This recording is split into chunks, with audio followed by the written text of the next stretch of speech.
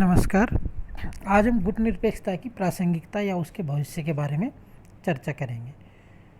गुट निरपेक्षता विश्व राजनीति में राष्ट्रों के लिए एक नए विकल्प के रूप में निश्चयी स्थायी रूप धारण कर चुकी है। इसने विशेषतः राष्ट्र समाज के छोटे छोटे और अपेक्षाकृत कमज़ोर सदस्यों के संदर्भ में राष्ट्रों की स्वतंत्रता और क्षमता बनाए रखने में योग दिया है। इसने विश्व के पूर्व ध्रुवीकरण को रोककर शक्तियों को प्रोत्साहित करके अंतर्राष्ट्रीय शांति और सुरक्षा बनाए रखने तथा उसे बढ़ावा देने में महत्वपूर्ण योग दिया है।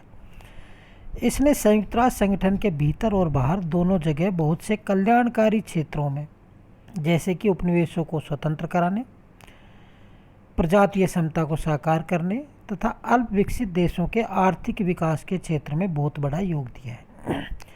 आज संयुक्त राष्ट्र संघ के 2/3 देश गुट निरपेक्षता के दायरे में आ चुके हैं। संयुक्त राष्ट्र संघ के विभिन्न मंचों से गुट निरपेक्ष राष्ट्रों ने विश्व शांति, उपनिवेशवाद के अंत, परमाणु अस्त्रों पर रोक, निशस्त्रीकरण, हिंद महासागर को शांति क्षेत्र घोषित करना, नई अंतर्राष्ट्रीय आर्थिक व्यवस्था के निर्माण आदि विषयों पर संगठित रूप से कार्रवाई की और सफलता भी हासिल की।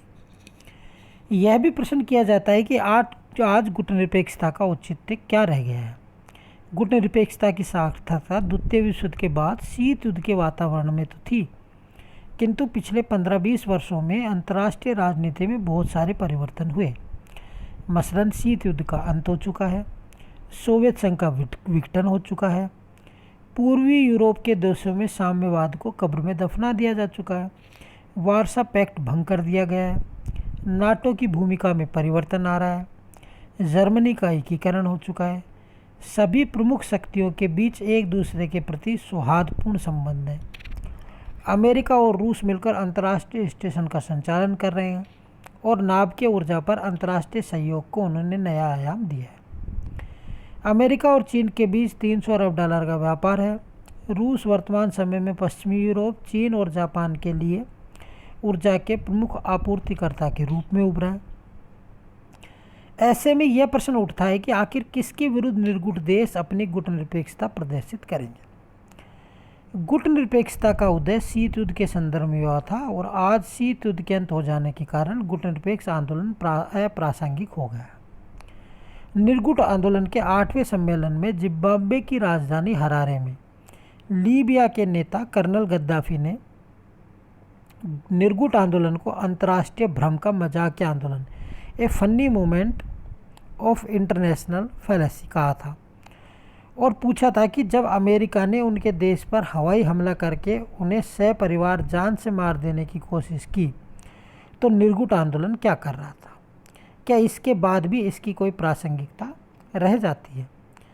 फरवरी 1992 में निर्गुट राष्ट्रों के विदेश मंत्रियों की बैठक में मिस्र ने स्पष्ट तौर से अपील की थी कि इस आंदोलन को समाप्त कर दिया जाना चाहिए।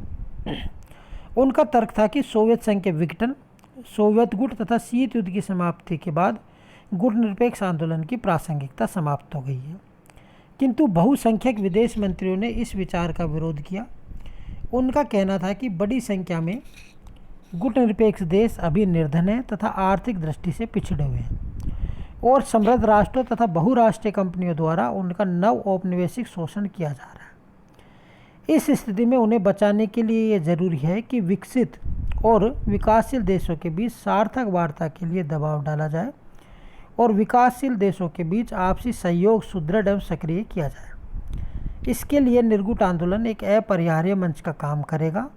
आतंकवाद पूर्ण निशस्त्रीकरण की समस्या के साथ आर्थिक उदारीकरण एवं वैश्वीकरण के दौर से गुजर रही है। विश्व आर्थिक नीति पर विश्व व्यापार संगठन, विश्व बैंक एवं अंतर्राष्ट्रीय मुद्रा कोष के बढ़ते वर्चस्व के कारण विकासशील देशों की आर्थिक समस्याओं के समाधान का मुद्दा काफ़ी जटिल होता जा रहा है।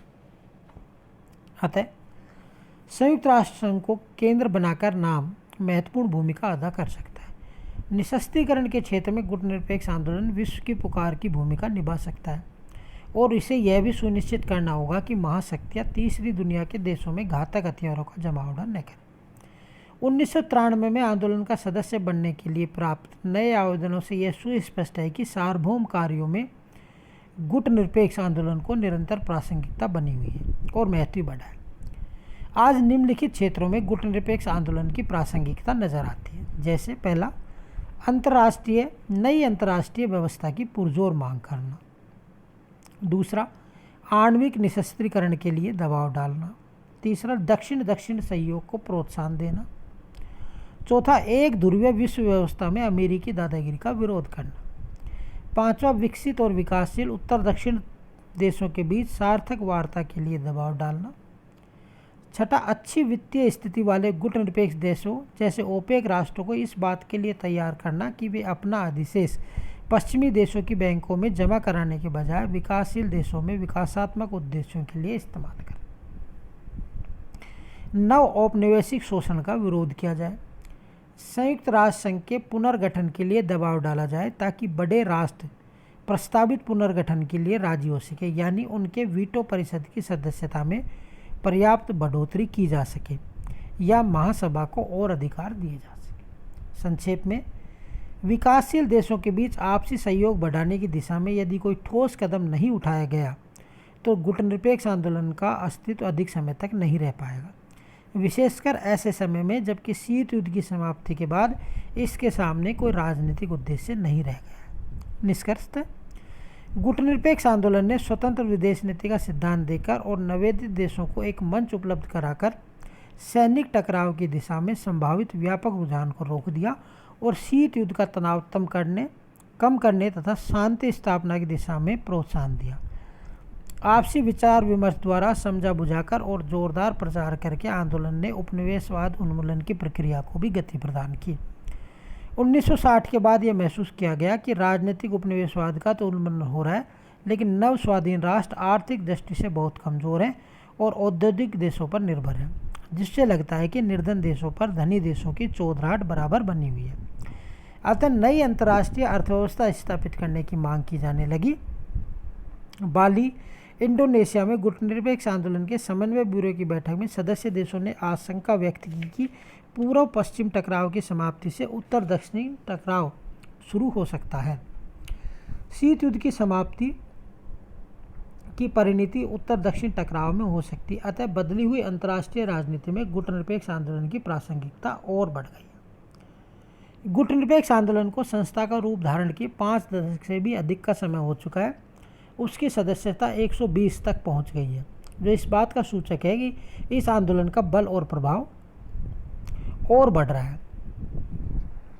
गुटनिरपेक्ष आंदोलन अंतर्राष्ट्रीय राजनीति का एक स्थायी तत्व है और राष्ट्रों के अस्तित्व की भांति इसका अस्तित्व और प्रासंगिकता निरंतर बनी रहेगी। इसका मूल कारण यह है कि गुटनिरपेक्षता का संबंध विकासशील राष्ट्रों की स्वतंत्रता, उसको अक्षुण्ण बनाए रखने की आवश्यकता और विकास से है, न कि शीत युद्ध या उसकी समाप्ति अथवा गुटबंधता। संक्षेप में गुटनिरपेक्ष आंदोलन का संभवतः मुख्यतः 5D से रहा है। पहला है डीकोलोनाइजेशन, द्विउपनिवेशीकरण। दूसरा है डेवलपमेंट, विकास। तीसरा है देतान, तनाव शैथिल्य। चौथा है डिसआर्मामेंट, निशस्त्रीकरण। और पांचवा है डेमोक्रेटाइजेशन, लोकतंत्रीकरण। अशांत एवं असशस्त्र शस्त्रों से सुसज्जित विश्व में यह एक सुरक्षा की नली है। Thank you.